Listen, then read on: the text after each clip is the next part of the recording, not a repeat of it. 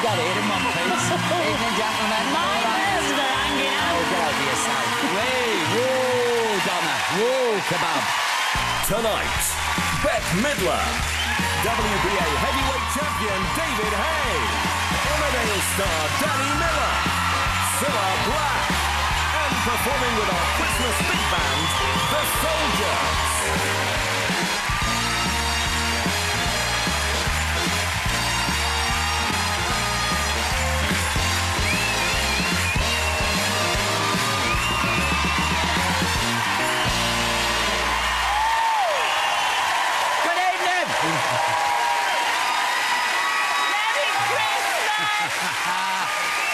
Good evening, folks, and welcome on this Christmas Eve. Now, don't worry, kids. The reindeers have gone back to Santa. I'd like you to welcome, please, my very special guest, Miss Cilla Black.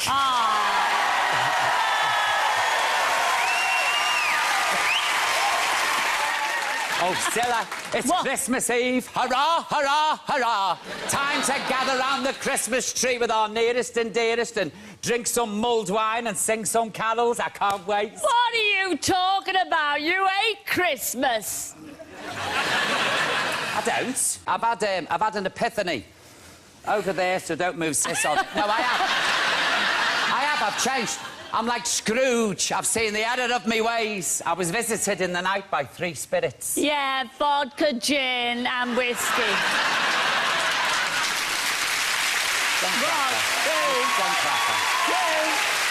And you're a big show like we used to have when we were kids, you know, with Val Doonigan. Oh, I don't mean in black and white, you know what I mean? But lovely, with a choir and reindeers and snow and elves and a jumper and a scarf and a bobble hat and a big cheesy Christmassy ending that gets you all nostalgic and makes you cry and get blind drunk. Well, I wish you could do it with you, Paul. Why?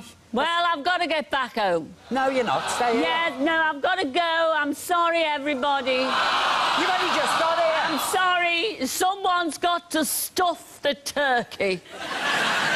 Sooner you than me. Oh, Cilla, don't go, please. Don't. No, I'm sorry, It's it, I fellas. can't, Make her I stay. can't Stay. No, stay. don't, Cilla. Don't go, please. Stay. I've got to go home. I can't. I've got to go. And I keep it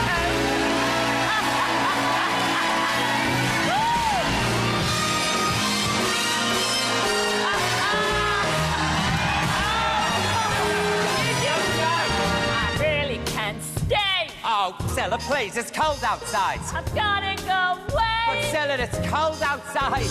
This evening has been We're happy that you dropped so in. very nice. Look out that window at that storm. My mother will start to worry. Cilla, what's your hoodie? My father will be pacing the floor. Listen to that fireplace roar. So really I'm better Cilla, hurry. please don't look. Make it just a little bit more. Put a record on, I'll get you to bevy. I really can't stay. Baby, it's cold outside. Say what's in this drink. There's no cabs to be had outside. I wish I knew how. Eyes are like starlight now. Break this spell.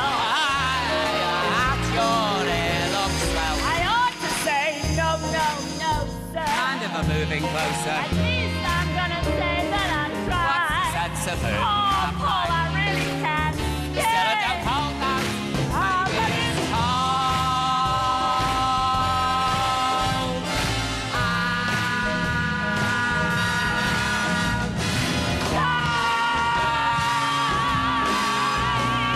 Baby, it's it's cold.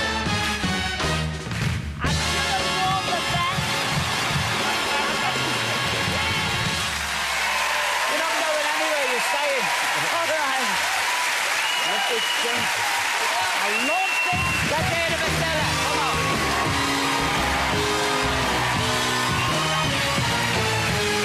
See you later.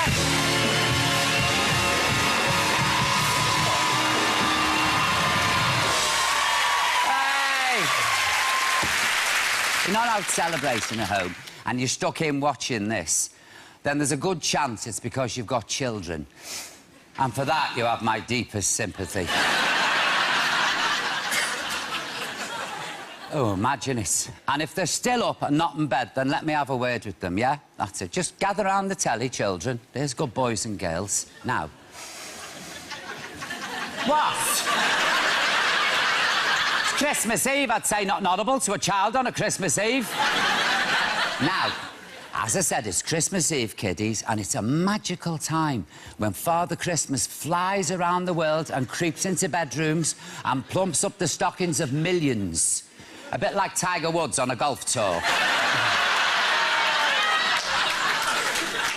Anyway, are you still there, kiddies? You haven't run off? No. Father Christmas is very, very shy, and if you're not in bed and asleep, then he won't leave any presents. And somebody else comes instead. Jack Frost. He doesn't like little children and creeps in with his icy fingers over the Right, that's got rid of them now. Open a bottle, come on. Christmas Eve. We've got a fabulous show for you tonight. My first guest, though, she's the 9th wonder of the world. She's conquered every corner of show business, and I'm thrilled to welcome her onto my couch. It is the one, the only, the utterly divine, Miss Bette Midler! Let me hear.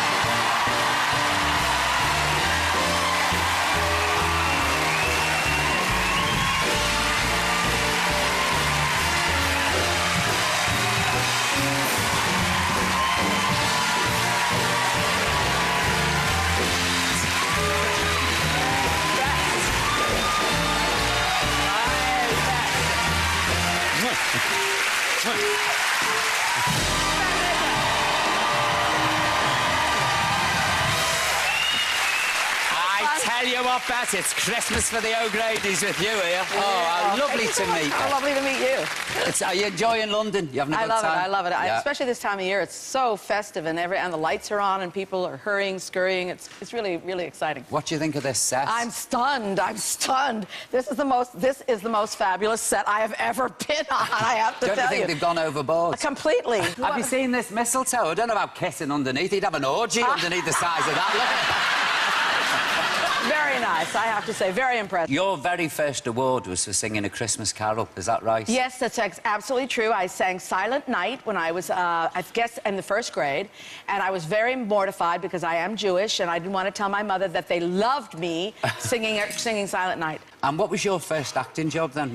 The very first thing I ever did was, I think in the 5th grade, my girlfriend and I did a sketch for the class. Big laughs, big laughs. And that was it? Oh, I said, ooh, this is exciting. They love you if you make them laugh. And I sort of never looked back. I started doing the shows in the schools, and I moved on to the community theater. And when I was 19, I went to New York to make my way. And you certainly did, didn't you? I certainly did. Certainly did. Out of my way. Was it tough in those days, but did you really have to fight to be seen? You know, you did, and I was very cranky about it because I felt very entitled. I don't know why. I had absolutely no skills. Because you got loads of talent. Well, I have talent, but I didn't have. I hadn't really paid any dues, you know. But I subsequently paid a lot of dues. You know, swept a lot of bar rooms out. I was in a lot of shows. I was in off Broadway, and I was in. I did children's shows for 9-year-old gay boys, many of them, and I worked in the baths, you know, and I worked in the bars, and I made my way, and I got my little act together. Yeah. And the thing about me is that I really like what I do, but more than that, I seem to be like I love show business. Yeah. The idea of these sort of crazy people who sort of have all these stories to tell and have these kind of wonderful skills, and I mean, I just love that. That's my favorite part. You see, that's why I love Gypsy, the music, because when I first saw it, I thought it was the sleazy dressing rooms I loved, and life on the road. Yes, yes. It was all that side of it, you know, the tough side that appealed to me. I must be crackers, Bette. I know, but you know, we're both the same. That's the romance of that kind of decrepitude. We like, That's what, with the tingle-tangle of it we loved. Yeah. Now, your daughter, Sophie, who, by the way, have we got a picture of Sophie, but look at that, 2 peas in a pod, isn't it? The apple didn't fall very far from that tree. No. We've had a wonderful time together. She is the apple of my eye. She's an angel. Now, she's gone into the business, She has, you know. We gave her an excellent education. She went to China. She speaks Mandarin. Really? She's highly educated. And after she spent her time in China, she came back and said, I'd like to be in show business. I'd like to be an actor. And we said, why didn't you tell us that before we spent all that money on the education? I mean, you could have done it. You could have been a star by now, or something like, words to that effect. And she said, well, it's time. I want to try it now. And so she's on her way. She does her auditions and she takes her classes now. Are you a pushy stage mother? No, I'm not pushy at all. My husband is extremely pushy, but I'm not pushy at all. I'm like, oh no, because you know it's a very different business than it was when you and I first started out. You know, it was tough, but it wasn't really vicious. It's vicious. Now it's vicious because the internet and being able to slag people online anonymously has really turned into. It's really made. You can't really read that stuff, otherwise you'll have to kill yourself. Yeah. You know? And why is it you always remember the bad stuff and not the good stuff? How about only the bad stuff? Exactly. Yeah, you only. I remember things that were said about me in 1968. Snap. Yeah. Snapper. Oh my God. Snap. None of the good stuff. Not a thing. All the rubbish. Not all a the thing. vile. Yeah. Not a thing. Yeah. Now, what are you doing for Christmas? What's your family doing for Christmas? My husband is German, and so he always throws a big German Christmas, and he gets a very special kind of a tree, and he always has real candles. And real candles? Real candles. How can you sleep in your bed? Oh my God! Well, you know, we have to sit there and wait for them to burn down. It's a long night. Oh, it's so long you have no idea. Where I go. Knocking it back. Oh, there goes one. There goes one. Oh my God! Thank God. No, literally, he rings the little bell. He sends me and my daughter downstairs, and then he lights all the candles. He rings the bell, and then we come crawling up the stairs, and we just sit there gratified how beautiful the tree is, and then we literally wait for the lights to go out. Till 5 in the morning. Oh, it's endless. The Midler households. And sometimes we cook. We always cook. He always makes a goose, and sometimes I oblige him by having a goose too. And a couple of times the goose.